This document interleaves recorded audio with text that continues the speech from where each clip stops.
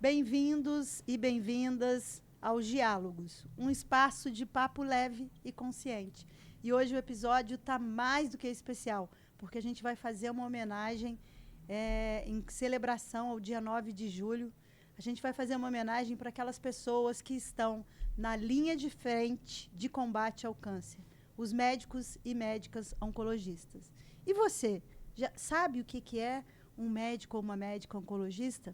São aqueles profissionais altamente capacitados e que cuidam das pessoas que estão com câncer. Eles cuidam desde o diagnóstico até o tratamento, até o acompanhamento, não só dos pacientes, mas também dos seus familiares. E, portanto, requer um conhecimento técnico profundo e uma sensibilidade ímpar. É uma profissão que eu imagino extremamente desafiadora, mas profundamente humana. E para fazer essa homenagem, a gente está recebendo aqui um jovem sul-paraibano que muito nos orgulha. A gente fica até emocionado porque eu vi esse menino crescer, que é o Patrick. Patrick é filho da Dalva, do Ricardo, irmão do Ricardo, irmão do Pablo, pai da Duda. Pai da Duda não, marido da Duda e pai da Maitê. Botafoguense. Isso. Tem um talento com as mãos para música fantástico, de sorriso largo, nos encanta também com as músicas. E aí a gente está recebendo agora o Dr. Patrick, que é médico, cirurgião, oncologista, professor, e ele vai falar para a gente um pouquinho mais. Patrick, é um prazer te receber aqui. Obrigado por ter aceitado esse convite. Conta para a gente, além desse pouquinho que eu falei de você, quem é o Patrick, quem é o Dr. Patrick e por que você escolheu essa profissão. Primeiro, obrigado pelo carinho, obrigado pelo convite também de ter me chamado para estar aqui. É sempre um prazer para mim falar sobre esse tema de oncologia, sempre me motiva muito. Minha escolha de vida é uma decisão, vai desde as tatuagens do meu braço até todo o caminho da minha vida. Estou olhando, é verdade. E sim, de fato, eu sou daqui de Paraíba do Sul, tenho uma gratidão muito grande pela nossa cidade, tenho um orgulho muito grande de sempre dizer, sempre que eu tenho a oportunidade de falar, eu falo que eu sou daqui com muito orgulho. E eu acho que, além do mais do que você detalhou, eu acho que são alguns atributos da minha parte e eu acho que, acima de tudo, tentar na minha profissão ser o máximo humano, tento colocar um pouco das minhas áreas externas no meu trabalho também, essa arte da leveza, essa arte de tentar trazer esse lado humano, esse lado que carece tanto na oncologia, né, que é um paciente muito debilitado. Então eu tento ser o Patrick também em todas as minhas áreas de trabalho, desde que seja tocando música, violão, como você mencionou, ou até mesmo com a minha filha, com a minha família, com meus pais, com meus irmãos, meus amigos. E eu tento ser com o paciente também da forma mais leve possível, porque o paciente ele carece disso, né? A gente vai falar bastante ainda, mas ele carece de você ser muito humano com ele. E eu tento ser sempre eu mesmo com todo mundo. Além de estudar muito, você precisa ser muito gente para estar nesse lugar, né? Tem que gostar de gente. Tem que gostar, tem que gostar muito. E você gosta de gente, a gente percebe isso na convivência. Você é amigo da Helena, você é botafoguense, eu esqueci de falar, botafoguense. Somos botafoguenses. É tempo de Botafogo. É tempo de Botafogo. Patrick, quais são os principais desafios que você enfrenta nessa sua profissão? Porque a gente está falando de um tema que ainda existe muito preconceito na sociedade. Tem gente que não fala nem o nome câncer, fala aquela doença, como se isso fosse evitar alguma coisa, né? Quais são, assim, o que você mais tem de desafiador no seu dia a dia, na sua rotina? Eu acho que esse é um ponto, sim, se tornou um tabu, né, a gente falar de câncer, é uma grande dificuldade que existe. Essa palavra, por mais que a gente tenha um trabalho muito árduo de desmistificar ela, porque é muito assustador, né? E você pega 20, 30 anos atrás, as pessoas não falavam a palavra câncer na consulta. Eu, por exemplo, no sábado agora estava atendendo na policlínica, eu atendo aqui, e curiosamente teve uma família que retratou a mim que não trouxe a familiar na consulta, porque não queriam que ela ouvisse que ela tem câncer, né? Então eu acho que um grande desafio nessa parte da oncologia, de fato, é uma aceitação, a informação é algo que torna-se um desafio para a gente, né? Como profissionais, a gente tem que ter o máximo de discernimento, de medir as palavras daquilo que a gente vai dizer, porque é claro que a gente tem que ter a grande sensibilidade de entender que é uma alma, é outro ser humano que está na nossa frente. E por grande dificuldade mesmo da sociedade, a gente bate muitas das vezes nesse trabalho.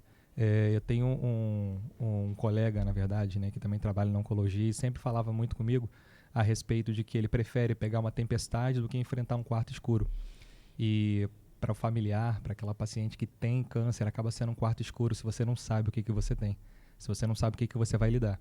E para mim também, como profissional, é difícil de eu tentar interpelar isso. Então, às vezes, as pessoas vêm antes da consulta comigo, é muito comum isso, né? O familiar vira e fala... O familiar primeiro. Não fala para o meu pai, para minha mãe que ele tem câncer, eu acho que ele não vai suportar saber. E eu tento um pouco desmistificar isso, falando que a forma que eu vou colocar para ele entender isso vai ser importante no tratamento dele. É importante até que ele conheça o que ele está passando. É o que você falou do caso da tempestade, é um quarto escuro. A tempestade, a gente, de alguma forma, está vendo o que está acontecendo. E quarto escuro, não. E, assim, eu entendo que por parte da família, e eu falo isso com muita tranquilidade, porque eu vivenciei isso em família. A gente vem de uma família onde a gente tem tanto da parte de mãe quanto da parte de pai. Os meus filhos têm também da parte de mãe e de pai. Então, a gente vivencia a questão do câncer na nossa família. Eu acho que o paciente, a pessoa tem o direito de saber. E você, como médico, pelo jeito, tem esse entendimento também, que é importante no tratamento, né? O câncer, você falou de 30 anos atrás, as pessoas não falavam o nome. E, assim, ele matava. Hoje a gente tem uma série de recursos, a gente pode, né, de recursos e de tratamentos. Quais os tratamentos que estão disponíveis hoje, uma via de regra? O que você pode falar para as pessoas que estão nos acompanhando aqui? A gente evoluiu muito, né? Então a gente tem que cada vez mais saber que não ter medo dessa doença, né? Talvez seja essa a forma, o recado que eu poderia dizer. E o que a gente evoluiu disso? Se você for pegar que a nossa população está envelhecendo, né, e você pega esse paradigma de envelhecimento de uma sociedade e que, ao mesmo tempo, você necessita de dar um suporte para essa sociedade.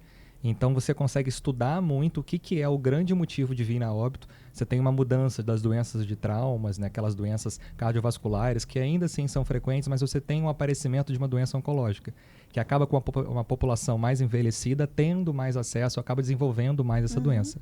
Então, a gente acabou evoluindo tanto, acompanhando esse paradigma, né? Hoje você pega grandes estudos, grandes centros, grandes ciclos de aprendizado, de pessoas que se reúnem para discutir sobre câncer abertamente. A gente fala de uma expectativa de vida muito maior do que se falava antigamente. Porque primeiro que não se sabia do que você estava tratando, que hoje você entende bem o que você está falando, mas você também tem outras ferramentas, né? A gente tem, além da quimioterapia, radioterapia, hoje tem a imunoterapia, a cirurgia ganhou um papel muito importante, a gente desenvolveu e cada vez mais vem desenvolvendo sobre o aspecto da cirurgia, é algo que a gente aprende a cada dia. Então, hoje o câncer, como eu disse, é um tabu e as ferramentas que a gente tem nos dão um arsenal importante, que a gente consegue cada vez mais estimar e prolongar a expectativa de vida desse paciente. Então, assim, é importante que as pessoas que estão nos acompanhando, aquelas que têm o tabu ainda, é mais uma doença que a gente tem na nossa existência, porque a gente tem uma série D, e que também pode ser curada. Aquela história de que câncer mata é uma coisa, né? Câncer tá com câncer, vai morrer imediatamente. Não necessariamente, não é assim mais, né? A cura se estima-se muito mais. Hoje a gente consegue atingir esse percentual, essa taxa de cura, né? A gente tem a sobrevida global que a gente utiliza, que é a chance do paciente desenvolver uma remissão em 5 anos, uma recidiva, perdão, e a sobrevida livre de doença, que é a chance dele ter realmente a recidiva da doença por si só em 5 anos. Cada vez mais a gente estuda para poder aumentar esse tempo. Exatamente. Esse tempo, essa qualidade de vida. Exato. E nem sempre a gente vai conseguir estimar a cura, a gente sabe disso, mas a gente sempre vai lutar para poder chegar nela. E muitas das vezes, se você não consegue a cura, você consegue algo próximo disso, de uma qualidade de vida, que a gente fala de outra linha nossa, que são os cuidados paliativos. Os cuidados paliativos. Que também tem grande importância e ainda assim é um tabu. Se falar de câncer é difícil, imagina falar de morte. Como é que é difícil a gente falar sobre isso. Mas eu não sou se eu sou pragmática, mas eu falo que a única certeza que a gente tem na vida depois que a gente nasce é que em algum momento a gente vai partir. Sim, né? De fato. E esse tempo só Deus sabe. Só né? ele. Os médicos conseguem, vocês que são profissionais médicos, vocês conseguem dar uma maior qualidade, vocês conseguem com tecnologia, com medicação, né, prolongar esse tempo, mas quando chega a hora definitivamente, eu sei que você também é um cara de fé, então você entende bem isso. Sim. Quais são os cânceres que mais acometem a nossa população hoje? A gente tem a prevalência máxima, né? Homens e mulheres aqui no Hemisfério Sul, Brasil. A gente tem o principal, mais comum, câncer de pele, excluindo o câncer melanoma. O SEC, CBC são os tipos histológicos mais comuns. A gente tem também na mulher o câncer de mama, a prevalência gigantesca. E por muitas das vezes eu até falo para os pacientes que vão na consulta, por ser o câncer tão prevalente, estuda-se tanto o câncer de mama e consegue uma taxa de cura tão alta. Então, é um dos mais prevalentes também. A gente pensa na mulher, tumores ginecológicos, câncer de colo de útero, que infelizmente é muito prevalente no Brasil, mesmo a gente tendo... Mas o de mama é maior. De mama é maior, é isso. Mesmo a gente tendo uma prevalência dela, né? A gente tem uma forma de prevenir o câncer de colo de útero, que é a vacinação, mas a gente não consegue ofertar, pelo menos os pacientes terem acesso a ela, né? Apesar de termos um SUS disponível, falta informação, que é o que mais dura. Ainda tem preconceito um pouco quanto a essa questão dessa vacina, porque ela está associada a uma atividade sexual e as pessoas não vão levar minha filha para tomar vacina, porque vira uma bola, né? É um tabu que dói de ouvir, É um tabu que dói. Existem alguns países no mundo que não existem mais o câncer de colo de útero, né? A Austrália praticamente erradicou por conta ele da vacina. Por conta da vacinação. Pois é. Se você conseguisse vacinar mais de 99%, por exemplo, da sociedade de um país, por exemplo, você conseguiria erradicar o câncer nesse local. Você acabou de falar de um exemplo de erradicação através da vacina. Exatamente, que a gente tem acesso, tem no SUS, mas a gente falta o quê? A informação e talvez políticas públicas, talvez divulgação sobre isso. É algo que dói de gente Traz ver, um né? tabu. E a gente tem passado por um momento em que as campanhas contra a vacinação, elas estão retrocedendo avanços que a gente já teve no nosso país com relação à vacinação. Então, a gente precisa reforçar. Gente, vacine-se é extremamente importante. Super importante. Porque às vezes eu vejo assim, mas eu não vejo mais essa doença. Claro, é por causa da vacina. Então, a gente precisa continuar vacinando para essa doença não acontecer mais. Nos homens, o que seria? Você falou no caso das mulheres. Ordem de prevalência no homem, a gente tem o mais comum, que é o câncer de próstata, super prevalente. A gente tem hoje o rastreio do câncer de próstata, né? O exame físico, que é super importante, o toque retal. Sem preconceito, né? Sem preconceito. O PSA, a avaliação do paciente, a avaliação do profissional urologista, são partes importantes também da avaliação. E o câncer coloretal, que também é super prevalente e importante, tanto no homem quanto na mulher. A gente tem que fazer sempre a investigação, a avaliação e tem também um papel importante de incidência no Brasil. A gente ouve aí, tá vendo, gente? A gente está falando com quem sabe, com quem estuda isso é fantástico. A gente ouve muito aí, câncer é um fator hereditário, câncer vem por causa de hábitos de vida. O que é fato, o que não é fato nisso? Quais são os fatos reais? É uma informação importante, né, valiosa. A gente tem sim alguns fatos que podem aumentar a incidência do câncer. Aí, claro, já é muito sabido o tabagismo, a associação dele ao câncer de pulmão. É sabido os hábitos alimentares associados ao câncer, por exemplo, coloretal, principalmente processados, enlatados, nitrito, nitrato, o componente da salsicha, né, daquelas enlatadas, a gente sabe que tem a prevalência. A gente tem no câncer de colo de útero a vacina que consegue prevenir, mas muitos dos detalhes ainda estão obscuros. A gente está estudando para poder entender de fato o que pode levar um paciente de 30 anos a apresentar um câncer coloretal sem um fator hereditário, por exemplo, que também tem grande importância, né? A gente tem que pensar no paciente jovem apresentando uma neoplasia primária, tem que ter uma investigação do fator genético, por que está acontecendo isso. Mas existem outros diversos fatores que a gente ainda não entende. A gente assume que são outras coisas, hábitos alimentares, mudanças no hábito de vida, uma falta de uma vida ativa no quesito sedentarismo. Então a gente tem que cada vez mais pontuar o que a gente já sabe e saber que ainda falta muito para a gente poder descobrir. E aí a gente já pode entrar no que as pessoas podem fazer para evitar, não é que vai evitar, mas assim, que hábitos de vida nós devemos ter para minimizar a possibilidade de ter. Isso não significa que não vai ter. Mas, né, que hábitos de vida, o que a gente pode fazer para evitar? Claro. Acho que você já deu umas dicas aí quando você fala o que gera, né? Dá mais umas dicas para a gente. Teve recentemente uma das pesquisas, né, publicado pelos órgãos que mais estudam a respeito do câncer, principalmente associando sobre a obesidade, né, no câncer coloretal e no câncer de endométrio. Então, são fatores altamente associados. Então, primeiro, você manter peso adequado. Outro ponto importante, o sedentarismo. Você não ter uma prática de atividade física regular que seja, é necessário você fazer isso, porque senão você está mais prevalente a desenvolver, por exemplo, outros tipos de câncer. E é claro que manter fora de hábitos que de fato têm associação ao câncer. O tabagismo, por exemplo, os hábitos alimentares, uma alimentação saudável, regrada, o hábito do sono também é importante, a exposição do sol no câncer de pele, a proteção solar, que a gente tem que também ter esse cuidado, é super importante. E desses fatos podem parecer, às vezes, poucas coisas, né? Mas já são algumas atitudes que você consegue minimizar os efeitos. São poucas que viram muitas, né? Com certeza. Você falou do câncer de pele. Eu tenho a pele toda manchada, mas eu sou de uma geração onde não existia filtro solar. Sim. Né? E esse cuidado com o sol não existia. Pelo contrário, era estimulado que a gente pegasse muito sol. Manchou a minha pele toda. Hoje a gente só está nas manchas. E ok, está ótimo, é só mancha. Sim. Né? Mas a chance de ter uma complicação ela é real. É o perfil do paciente caucasiano, branco, de 80 anos, 90 anos, que nunca passou um protetor solar. Pois é. Costuma- Eu passo agora depois de velha, mas É. assim, a pele já está toda bem manchada por conta de um cuidado que eu não tive no passado, até porque não existia filtro solar Era outro naquela perfil, época. sim. Não existia. E hoje existe.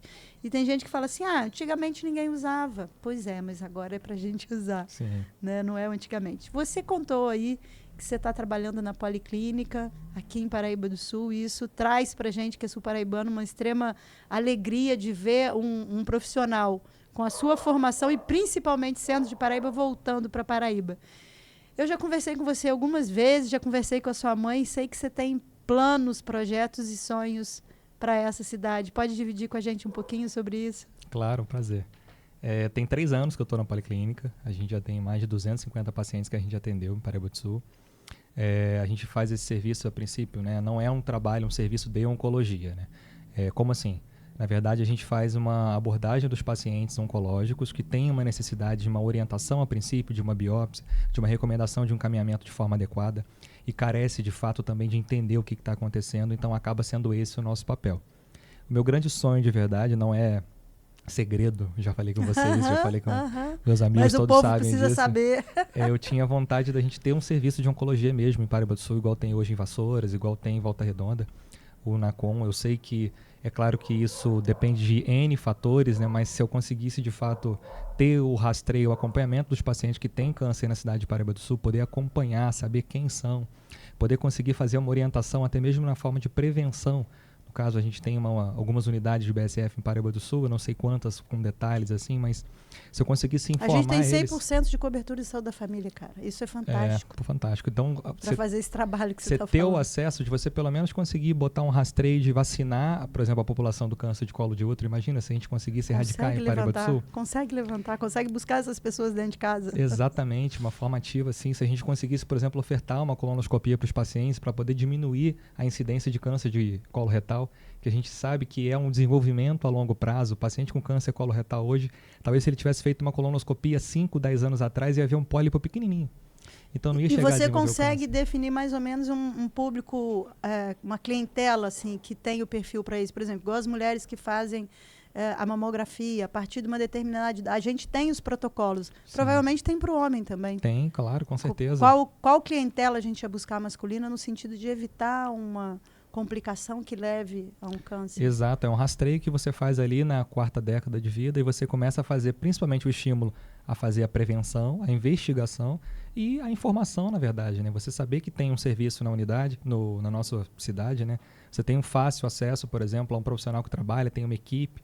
Hoje tem também outros profissionais que trabalham comigo, tem a Ana também que trabalha lá comigo na Policlínica. Olha que legal. E é enfermeira, ela é voltada para a área de oncologia. Está especializada nessa área. Especializada. Olha que coisa também trabalha no INCA e tem um conhecimento assim, eu amo dividir os casos com ela, porque eventualmente eu sempre falo com ela, Ana, nesse curativo, o que você acha de a gente fazer? E cada vez mais a gente tem que conversar, né? O profissional de saúde, ele demanda disso, de ter um diálogo, né? Com qualquer que seja o colega profissional que quer fazer o melhor para o doente. A gente tem que ter essa humildade de ouvir opiniões, de conversar, e cada vez mais você consegue agregar valor para fazer o melhor para o seu paciente. E você falou aí desse projeto de ter um NACOM aqui, a gente sabe das dificuldades, que tem que pactuar aqui, pactuar ali, tem recurso, mas existe alguma coisa que você falou aí que não precisa de pactuação com o Estado ou com os municípios da região, requer apenas uma estrutura interna, e você falou de uma coisa muito legal, que é dialogar com os outros profissionais. A gente tem 100% de cobertura de saúde da família. O trabalho que vocês fazem, para mim, assim, é divino, porque vocês orientam as pessoas. Porque imagina você ter um diagnóstico de câncer, você não tem informação, você tem aquele tabu. Eu vou morrer, e você sai daqui e vai direto para um INCA, que é um centro de excelência. Você vai para ser tratado em Vassouras, você vai ser tratado em Três Rios ou em Petrópolis, mas sem ninguém para te orientar, sem ninguém para te acalentar, sem ninguém. Então, eu acho que esse acolhimento que vocês dão é fantástico, e ele poderia ser ampliado na cidade, inclusive com esse rastreio que você falou. Fiquei encantada quando você falou da possibilidade do rastreio aí, a gente ia evitar muitas complicações, com certeza. Eu sou apaixonada por saúde pública e tenho relatos e tenho vivências pessoais, familiares, com relação ao câncer, e tenho privilégios de ter tido a possibilidade de fazer diagnósticos precoces e de terem pessoas que foram curadas, outras não, e outras sim. através do diagnóstico precoce. Então, eu sei o quanto isso impacta na vida de uma família, né? E aí, sobre impactar numa vida de uma família, tem algum caso para relatar para a gente? Não precisa citar nomes, a gente sabe a questão da ética, mas tem alguma história que te mobilizou muito, que mexeu muito com você nesse tempo aí? Eu for pegar para poder levantar, vou ser muito injusto, porque tem tanto tem caso. muitos tem casos. Tem muito caso. E todo caso impacta demais, né? Todo Todos, caso tem né? algo para poder aprender, para detalhar a história de alguém. Todo mundo importa, né? Eu acho que quando você lida com o paciente dessa forma, toda a história é importante, toda a história marca muito. E se eu for pegar, eu teria que listar, por exemplo, da semana passada, porque está mais fresca na minha mente. É o que está mais recente. Porque todo paciente marca muito. Tem pacientes desses 3 anos que a gente está ali na policlínica, né? Que às vezes a Ana até brinca comigo, fala, Patrick, parece que aqui é um serviço de psicologia, porque eles vêm aqui te ver, querem ouvir sua opinião, a nossa opinião do nosso serviço. Porque a gente, de fato, tenta fazer isso que eu estou falando com você, a gente tenta ser o máximo humano, preciso e responsável. Né? Porque é um trabalho de imensa responsabilidade de você poder ofertar o conhecimento para o paciente, poder trocar essa ideia com ele, deixar ele a par do que está acontecendo, ofertar as opções para ele de tratamento. Então, eu acho que para eu poder linkar e mencionar algum fato agora seria muito injusto. Você ia pegar o mais recente. Eu só mencionar um a respeito para poder linkar agora, que eu estou lembrando inclusive de semana passada. Então, o quanto que é importante a gente ter esse estreitamento de conversas, né, com outros profissionais, para poder detalhar a importância da fisioterapia, da enfermagem, da equipe próxima, de outros colegas de outras áreas. Eu atendi uma paciente, por exemplo, quinta-feira, que tinha uma suspeita, na verdade, né? Tinha uma lesão renal, suspeita de neoplasia primária, bilateral, paciente já com idade, já com uma certa idade importante. E na definição de tratamento, o colega que me encaminhou, achei muito bacana, achei fantástico a atitude dele, na verdade, né? Ele me encaminhou o paciente e falou assim, Patrick, eu quero ouvir a sua opinião, como oncologista cirúrgico, né, que é a minha área, o que você acha desse caso? E aí a gente conversando, né, claro, a gente fala a mesma língua e nesse momento a crítica é super importante. Não a crítica de criticar e apontar o dedo para alguém. Mas é construtiva, no sentido de crítica, somar, né? Exato, a crítica construtiva, né? E eu virei para ele e falei assim, olha, ponderando que o paciente tem certa idade e tem uma lesão bilateral que se você for fazer uma cirurgia para esse paciente vai ser muito agressiva, o que você acha da gente dar um passo atrás e aí a gente faz uma biópsia e vê se tem alguma opção de terapia ou uma outra opção terapêutica para esse paciente. E aí eu liguei para um colega oncologista clínico, no meio da consulta, isso, é claro, falando com o paciente, e aí eu comentei com um colega especializado em doenças neoplasias urológicas, e ele falou, Patrick, é super factível a sua ideia, a sua opinião. Olha só. Vamos evitar de fazer isso, a gente tem outras ferramentas, a gente tem imunoterapia, a gente pode pensar nesse paciente, fazer isso com ele, e muitas das vezes ele vai acabar, né, futuramente, quem sabe, daqui a 10, 15 anos, evoluindo para o desencarne, o óbito, mas por outro motivo que seja. Não por não pelo câncer, a gente consegue postergar e dar uma qualidade de vida para ele, sem ser agressivo, ter que impor o paciente uma cirurgia, uma diálise.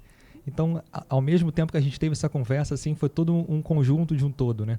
Aí eu falei com um colega, ele também super concordou com a ideia, gostou muito da opinião do outro colega, e a gente vai se linkando assim e a gente consegue fazer o melhor para o doente dessa forma. Então, assim, o tratamento do paciente oncológico, ele não é exclusivo do médico oncologista ou da enfermeira oncologista, tem toda uma rede de suporte importante, requer a participação de outros profissionais. E eu falo sempre, Zélia, a medicina ela não é matemática, né? Ela não é 2 mais 2.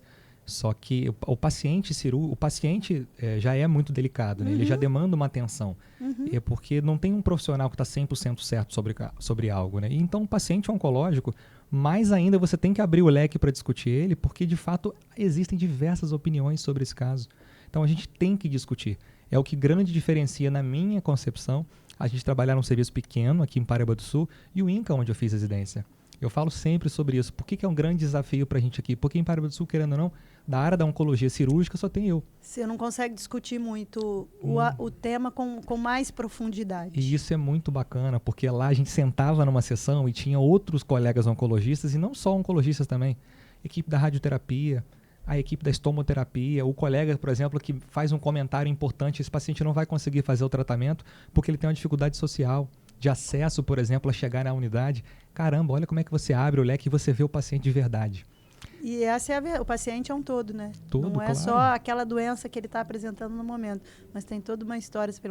É um problema social, o cara não consegue chegar. Sim, e você envolve toda uma família, né? Você nunca atende só o paciente. Não. Eu brinco que a oncologia, na verdade, é o único profissional que ninguém quer ver, na verdade, talvez seja um dos últimos que qualquer pessoa quer ver, mas eu nunca atendo só o paciente, eu atendo ele e a rede dele, tá? O familiar aqui, o primo, a irmã, o filho. E você relatou aí que várias vezes você recebe, antes de receber o paciente, você recebe a família. Exato. Né? Não conto para o meu pai, não conto para minha mãe, não conto para o meu tio que ele está... O câncer nunca é de alguma pessoa só, né? Não, ele mobiliza a família inteira. O câncer é de todo mundo, é da família ele toda. Ele mobiliza a família toda. E a gente percebe na sua prática, na sua forma de agir, que você consegue... Você é especial, você tem um dom especial para você estar na profissão correta, você tem um dom especial para fazer o que você faz. E essa é a minha fala para você, porque é uma fala de quem te acompanha desde quando você virou médico, desde quando você virou cirurgião, desde quando você seguiu pela oncologia. É encantador de ver essa sua caminhada e é mais encantador ver você fazendo esse trabalho aqui em Paraíba do Sul, com as limitações que tem, mas é muito importante que você esteja em Paraíba do Sul. Que mensagem você pode deixar para as pessoas que estão nos acompanhando em relação ao tema que a gente está falando, que é o câncer? Teriam algumas para poder dizer, né? Mas eu acho que o mais importante é não fujam, né? A gente, como quem estuda muito essa área, eu sou completamente apaixonado nessa área. Dói muito você ouvir um paciente falar que há 6 meses descobriu um nódulo na mama, mas fingiu que não estava ali, sabe? E depois ele chega depois de 6 meses na consulta, doutor, não tem como mais eu esconder. E quando você olha a lesão, cresceu muito por medo, talvez de ter encarado a doença como estava, por medo de ter ouvido uma opinião, entendido do que se trata. O câncer é muito duro, não é fácil. A gente tenta trazer da melhor forma palpável possível, acho que, mas é difícil de deglutir, é difícil de você conviver. Uhum. Quem está ali no olho do furacão, né, a gente sabe que realmente não é essa simplicidade que a gente gostaria que fosse. Mas a gente tem que se esforçar muito para poder conseguir dar uma sobrevida para ele, dar uma orientação adequada. E pode ser menos doloroso do que, de fato, às vezes a gente torna. Eu acho que essa é a mensagem que eu quero passar. Se eu pudesse dizer para alguém, seria isso, né? Então, assim, mais uma vez eu super te agradeço. E a gente está partindo aqui para o encerramento. Você já passou essa mensagem para os pacientes do câncer, agora o microfone fica aberto para a sua mensagem de encerramento. Mensagem do Patrick, do Dr. Patrick, de quem você quiser de encerramento desse nosso bate-papo. Como eu falei no início, um bate-papo leve, mas extremamente consciente, profundo. Né? Sim, sim. Bom, eu agradeço o convite. Para mim é um prazer sempre falar sobre oncologia, sobre medicina. De fato, eu sou um apaixonado. Tem gente que fala sobre futebol, fica 2, 3 horas falando. A gente que fala sobre isso ou aquilo, você fala comigo de medicina, eu fico o dia inteiro conversando sobre esse assunto. Tem alguns tabus, é claro, o câncer, de fato a gente já conversou bastante, mas eu acho que de encerramento final, a princípio, eu deixo aqui o recado para todos que gostaram e tem alguma dúvida também, se eu puder ajudar com alguma informação, para mim é um prazer. Deixa suas redes sociais aí, sim, pessoal. Eu vou falar depois. Eu tenho um Instagram que é Dr. Patrick Guimarães, com 2 S. Se alguém quiser tirar alguma dúvida, quiser fazer alguma pergunta, se alguém for da área de saúde também e quiser partilhar também uma informação, quiser também passar um conteúdo, eu sou super aberto sempre para poder ouvir. Né? Eu acho que a gente tem que ter zero vaidade na profissão, porque a gente lida com a responsabilidade de fazer o melhor para terceiros, para pessoas. Né? Então, a princípio isso de mensagem final. Agradeço o carinho, agradeço todas as palavras lindas ditas. Imagina. É um prazer enorme também te conheço há muito tempo também aqui, é claro, seus filhos, o Caio, a Lígia, a Helena também, que é minha amiga de infância, sim. Então, fico muito grato e honrado.